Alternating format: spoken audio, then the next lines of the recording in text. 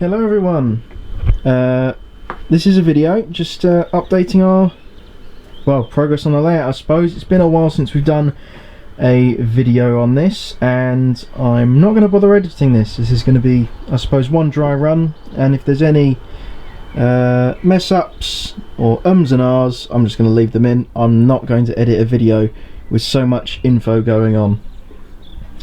So first things first, smaller parts.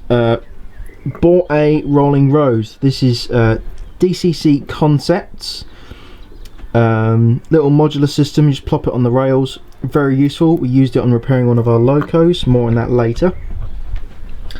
As you can immediately tell, ballasting has been completed on almost all of the layout. We've also got some platforms in. And another thing I worked on was some Pico AWS ramps. Now, painting these, you may immediately go, they don't look right. And I can immediately tell you, they do look right for new commission jobs. Brand new AWSs have shiny steel parts. So of course I used some precision steel colour paint and some network rail body side yellow for the actual electro and permanent magnet. And overall it's turned out very well, and in the future I may look at weathering them. Now those are the more tiny parts. Now the larger parts and some of the more important bits is the rolling stock. So first thing, over by the station we've got a hell of a lot of chocolate and cream Mark 1s. What I wanted to do was sort of create a Western Region Express around the late 50s, early 60s. So both steam or an early diesel hydraulic can haul it. It's 12 coaches long, so we're looking at a BG baggage, a BSK, then a, trying to see what that is, I think that's a standard corridor, so it's an SK. Then we've got a first corridor, so that's an FK. Then then I think, oh no, sorry, that's not an FK, that's a composite, half first, half standard. Then it's an FK, then an RFO, which is basically just a first open, a RU, unspecified restaurant, an RMB, and then more towards the third section of the train you've got a standard open, a standard corridor, another BSK, and a siphon G. Sort of loosely based on, I'd say, the expresses leaving Penzance. I wouldn't say Cornish Riviera Express, as they had way more BSKs in them for splitting of sections and joining on of trains at branches. So that's a bit of coaching stock. As you can see here behind my Bachmann Duke dog, we've got some English China clay stuff. Now these hoods we've had for a while, and these are the sort of main bits and bobs. We've also got some weathered silver bullet wagons, and something to note as well, if you're looking for a good if you're looking for a good toad, I'd recommend the Oxford one. Plenty of detail on that, and it's at a very good price. So looking over here, we've also got some new rolling stock as well. We've got a maroon Gov, a maroon CCT, a pair of Fruit Ds, and a Hawksworth full brake. And I purchased these all roughly at the same time off of eBay to make a parcels formation. Now you can run it as a whole, and I also I think I bought the Gov first and then I bought the CCT because that's sort of the haulage limit for a 128. Now this is a new unit I recently purchased from eBay as well. Set me back quite a bit because the full green corridor versions are quite rare actually, and I do think it looks very smart, even with semaphore in the way, speed whiskers on the corridor. Now since we purchased this, I have sound fitted it. I sound fitted it yesterday or the day before, in fact. Now, getting this apart was a bit of a bastard. So, to say the body was tight to the chassis is a bit of an understatement. It took a hell of a lot of pulling and easing, less easing actually, more pulling, to actually get the body off. And the reason you can't actually see through these windows is because that is the chassis behind it. The chassis is all the way up to the roof line. So fitting in speakers was a bit of a task, but there was a smaller amount of space, and thanks to Richard at Roads and Rails, recommendation of a pair of 25 by 25 by 7mm mega bass speakers. Now I've got to say, these speakers are my favourites. The sound quality is so good for the small size. If you're looking for a good speaker, and one that doesn't even cost too much, it costs a tenner, get a 25 by 25 by 7mm mega bass speaker. Now on this unit there's one at this end and one at this end. They're both facing downwards and they are wired in series. The socket, if you're wondering on this, is a 21 pin and the decoder is a Locksound 5. Sound is made by Howes and is recorded off of a 108 because, oddly enough, the engines are actually the same but slightly less rated on the 108. And it has been modified in the sound file slightly, so you've also got a sliding door to best mimic a 128. An absolutely fantastic model. Some recommendations if you're going to sound fit them: watch out for the exhausts. They're not attached to the buffer beam, but they are bloody close to them. And also, something that you should note as well, these roof vents are separated separately. They're not molded to the body. We lost one for a good hour and then found it again on the floor, thank Christ. So be careful for those. Next sound fitting I did at the same time is the Bachmann 205. This is a green example with small yellow panels. Now the speakers are fitted around this fan area where this pair of guard windows are, and they really do the job. It's another pair of 25 by 25 by 7mm mega basses. Getting the body off, again, a absolute pain, but not because it's tight on the chassis. It's actually, in fact, because it's got so many pegs holding it in place. There are 4 on the seating and multiple on the glazing. The front area comes away easily enough because it's mainly held in by 2 screws underneath. Towards the rear, it is very, very tight. So it does take some patience to do. Sound is by Lego Man Biffo, recorded at the same time as Armstrong Powerhouse for their 205 pack for Train Simulator. It was recorded on the 207 at Spa Valley. The horns are very raspy. There's some good English electric noise from the 4-cylinder engine. Sounds absolutely fantastic, and I'd recommend going with the Lego Man Biffo. Now while we're over here, let's talk about this GS4. This is a model we purchased from Model Junction. Now if you don't know, Model Junction is in Slough, and very recently they've decided to close up shop. They're open until September online, but their actual physical shop has now closed down. So we went there in person for one last time, and we saw in the second-hand cabinet this MTH GS4. And she's a very nice looking loco, and we were told everything's fine, but the smoke unit doesn't work. Well, once we'd got her home, we got her open, and the absolute pain with this is underneath this little hatch here is a screw, and underneath this hatch here on the roof is another screw, and that lets you get the main boiler slash cab area off, and you can lift that off, and then we got to see the insides. So recently we left a comment with a guy from America, and he knew how to get the side skirts off of a GS4, so we gave him an ask. And something to note is a lot of the main controlling bits is in the tender. In here are 2 variable resistors or pots, one for volume and one for smoke, and after leaving a comment, we took a look and I was making a small video on it. I'll leave a link in the description as it's an unlisted video if you're interested.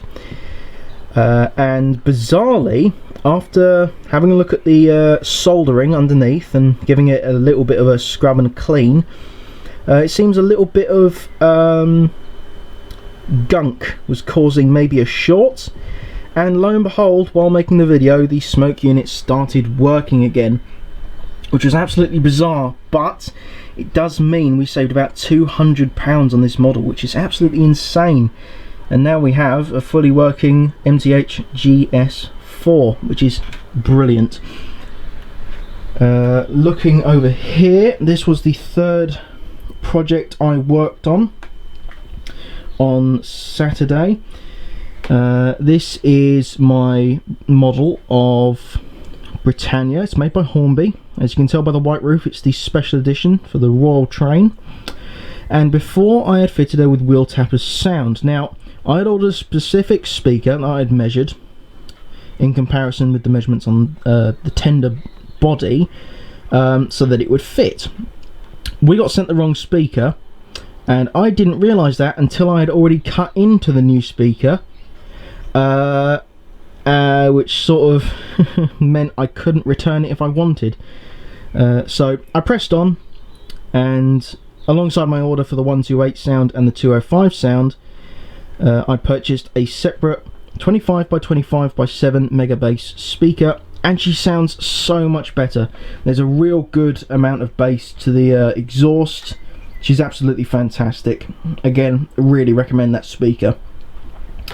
Moving over here, we see a Bully Pacific. This is the father's. This is Andy's, as you know him.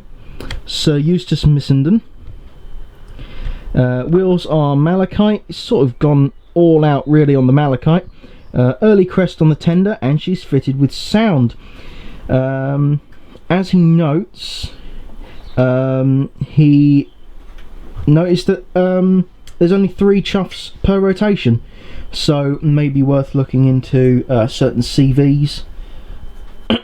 Try and up that sound. Yeah, Olivia's sound, there we go. Moving further back, I just want to note as well, this is the old speaker for the Britannia.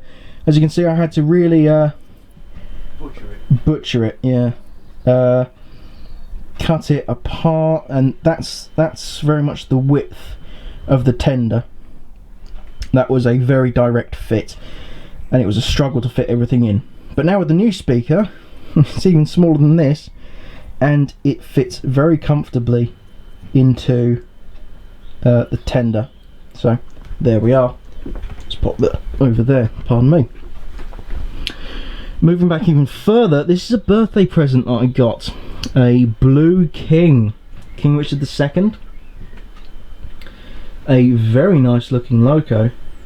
And she's TTS sound fitted, which I thought would be fine. The whistles sound fine, as is the sort of GWR scream that comes from their whistles. The chuffs aren't very good, so I think I will look at a new chip very soon. But nothing's fallen off of it yet. No, exactly. Very nice model, and not the highest price range for a TTS model I've seen. Moving back even further, now this is a shocker. A Dapol Western. This is the limited edition version that was done for Steam Museum in Swindon. This is the Desert Sand version of D1000 Western Enterprise. A very smart livery, and the first Western, of course, it sports the experimental livery without yellow panels. This is as built in 1961, as it lasted for about a year before she gained small yellow panels. A very smart livery. She's also been sound fitted with a Jamie Goodman Class 52 sound file, with a 25 by 25 by 7mm bass speaker, and it really does the job. She sounds westerny, and she really looks the part. Now moving further back into the depot still, and the turntable, let's go for the smaller locos first. Now, this is a Class 14 I bought a while ago at Rouse Sheffield, and I do really like this model. Sound fitting it would be a pain if I did decide to. I do really like the model though, so I decided to get a second one to match my Western in the Desert Sand livery. Again, a preservation livery though. It does look very smart, but experimental. So then we can move to the larger locos now. I'll just slip my hand out of the grab on the side. There we are. Now this is 6806 Blackwell Grange. Originally Derwent Grange from memory. She's a Hornby model, slightly older, a very smooth runner. Now she's been renumbered and renamed. Who did that? I did that. And to be honest, for my first ever renumber job, she doesn't look half bad. Good job. She's got the front number and the shed code for Penzance, as she was when she was BR early. We've got the cab side numbers and the nameplate. Now, cab side numbers and the nameplate are fixed, I know for a fact, with black tack. Very sticky, very good at holding things on. The shed code is held on with glue because that is tiny, and if it fell off I wouldn't know what to do with myself because I wouldn't be able to find it, so I have to buy another one. And I think the front number might be held on with glue, or I take that back, it might be black tack. Either way, it's held on. And she's very smart, very smooth runner. I believe I bought her on eBay for about £70. She is an older loco, so the pin socket, if you wanted to DCC fit it, is in the loco, not the tender. But either way, she's a very smooth runner, and I highly recommend trying to get one. Now, what I'll do is I will scooter along, and I'll also pull this over. Now, this is Thurlestane Hall. This is a Bachmann model. It's a modified Hall, and this has a little bit of a story. Now, when I just finished renaming Blackwell Grange, I decided, well, there's a Blackwell Hall, so let's try and get a Hall and rename it. So I purchased a early crest lined black Hall from the model centre, and I figured, well, if I'm buying it from them, I'll use their service. When it did eventually arrive, about a month and a half to 2 months later, there were glue marks around the nameplate and cab side numbers, so I sent her back and got a full refund. Then we got Thurlestane Hall, and immediately there was a problem. On the other side of this loco, just by the slide bars, is a vacuum pump that is driven off of them, and the actual tube that the rod goes into was missing. So we had to send that back and then get this one, which they were kind enough to send as a direct replacement.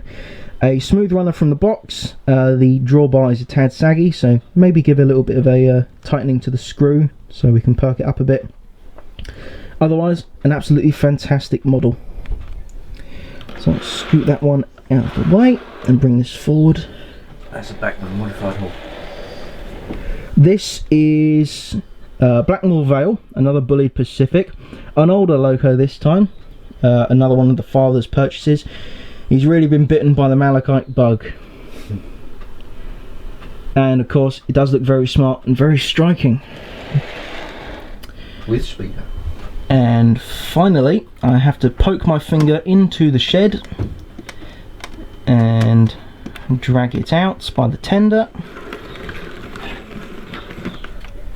This is Earl of Mount Edgecombe, a castle class, double chimney as preserved. She's even got the little flasher stickers on there warning about overheads. She's a very smart model. I bought this from a model shop that's in Eastleigh, and Royal Mail were kind enough to bash it about so much half the thing had fallen apart. So I had to re-glue the cab side steps, the frames that were on the side of the tender. Let's see what else. The pipe, the brake pipe on the front of the loco, and also some piping that was underneath, just behind those cab steps. You can see them there. An absolute pain.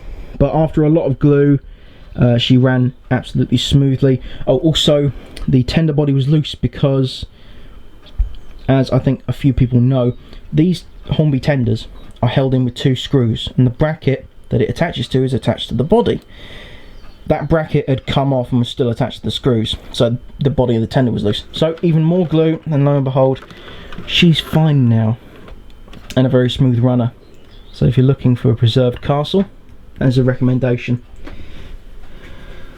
So overall, we've made a lot of progress on the layout and progress with the rolling stock. Hell jam? Hell jam? Yeah. Your 2 shunters. Yeah, I've talked about them. You have? Yeah. Oh, also, yeah, that's a good note since we're over here. This is a Bachmann 30XX.